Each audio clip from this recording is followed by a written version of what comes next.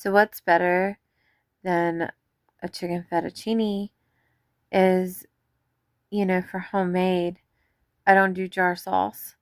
I only do cheese roux or Alfredo sauce from scratch. So I'm going to show you how to make a 5-minute cheese roux that can go with like a stroganoff, any type of Italian dish. Anytime you're looking at a cheese roux, you can do queso blanco for ACP for your rice this way. My example is going to be with a beef stroganoff, which is what you would usually do with sodium-packed Chef Boyardee. I'm going to show you how to do it in 5 minutes. You can make your Alfredo sauce the exact same way with Parmesan cheese.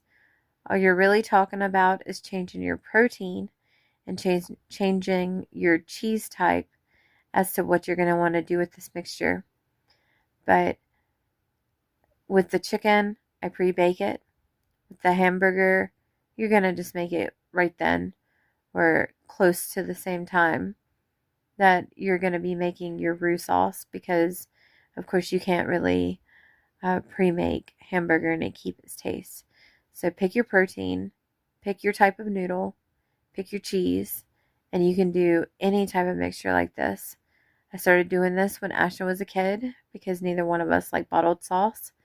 And I mean, we do it all the time, probably once a week, at least once a month. So quick and easy, and you guys are going to love it. So we got our noodles here. We've got them rinsed. We've got them strained out. So you can either do these right when you're getting ready to do the meal and do your cheese roux. I'm going to go with stroganoff this time because it's just what I happen to have in my ingredients instead of the chicken Alfredo. But again, this is all the same method. So what you're going to do with these guys, if you aren't going to use them immediately, which I'm not going to do today, I'm not going to use these immediately. I don't have time. I've got to work. So what I'm doing is, where I work from home, I'm able to break this up into different sections. So you guys will have to work this with your schedule. But I'm doing the noodles now. I'm going to put them in a Tupperware with a little bit of grapeseed or olive oil. But I'm going to use grapeseed again. So a little bit of oil, well coated to make sure they're not going to stick together. And then I'm going to pull them out later.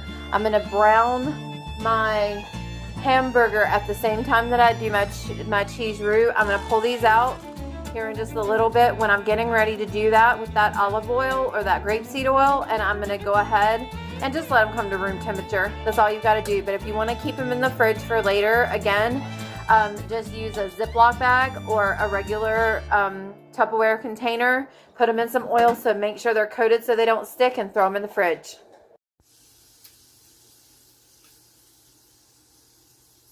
Okay, we got hot pan. I've already sprayed it and it's hot.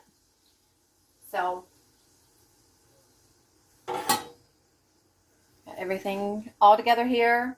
I've got my hamburger in the back. I've got my noodles in the back. Everything's ready. As soon as this gets heated up, we're going to add grapeseed oil. The half and half. I'm going to use what's left of this one, and then actually there's not enough in there, and I know it. So I'm going to put that up for tomorrow, and I have this one ready to just go in. And then I've got my cheddar cheese because I'm doing a cheese roux, and I've got all of my, I'm doing sea salt, black pepper, oregano, and basil, because this is going to be, again, this is a stroganoff that I'm doing just like your Chef Boyardee. Instead of Chef Boyardee, we're doing all of this from scratch. So that guy's hot. We're on high heat. High heat. You want high heat. Okay. You're going to get you a pretty good amount of oil in there. It's probably honestly not enough. I'm going to put some more. I can eyeball it. Like I said, I'll get you guys some measurements later. But for now, I know how to eyeball it. So we're going to get that oil really nice and hot. Really nice and hot. You've already got your pan sprayed because, again, this is stainless steel. You don't want any sticking. Right? We're going to go ahead And I'm going to add the cream. And as I'm going, you're going to stir, stir, stir, because you don't want any of this breaking. And then I'm going to start adding the cheese. I'm probably going to have to use that whole thing, but I'm going to start with that. Again, eyeballs. Your consistency that you're looking for here is sauce, not gravy, not too loose.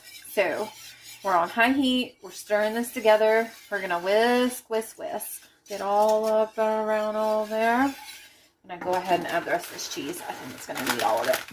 And I think I'm good on my cream. So we're going to I'm not going to add any more of that. And I am okay with a little bit thinner sauce. I like some thin sauce. So again, it depends on your consistency and what you like. If you like a little bit thicker sauce, then you're going to want to do more cheese than you are that oil and that cream. But we're just going to keep whisking. We're going to keep going on this high heat until it's a good consistency. Want all of that done. And as I'm going, I'm going to go ahead and start adding in my spices. So we've got salt. We use a pretty good amount of salt and all spices, but it's completely up to you guys how you want to do this. Now, again, you're on high heat, so you're going to have to stir it the entire time. And that is starting to get there. Starting to get there for me. Starting to get there. So I'm going to start pulling this away from the heat because it's getting there. Okay. And we're going to go ahead and put that down to medium. And then I'm going to start pulling it away. You cannot let this break, y'all. Do not let it break. It's ready. This is ready. This is ready. I'm going to keep on stirring. I'm going to turn that heat way low. And what we're going to do next is we're going to add the rest of the spices. Now, you got to watch that corner. If you're any type of near that, watch the corner. Go ahead. I'm going to do oregano. And I'm going to stir, stir, stir. That is starting to look more like a gravy to me. So I'm going to stop with my stir. And I'm going to do basil. And then where we're going to go with this is we're going to go ahead and we're going to put all of that grease and that hamburger in there. Again, if you're doing if you were doing the chicken Alfredo, that would be your baked chicken. So whatever protein you're doing, whatever your noodles you're doing, if you're doing Alfredo, that was cheddar cheese. So this is going to be a cheese roux. This is my home version of that sodium fat packed Chef Boyardee that you guys see in the store with all that powder. So this takes 5-10 minutes. I'm on my 15-minute break right now, and I've got probably 5 minutes left, and you saw how quick that was. So as long as you've got, look at that, as long as you've got everything together and ready to go, that's done. So I'm going to put it on low, or I'm just going to turn it off completely so none of it burns.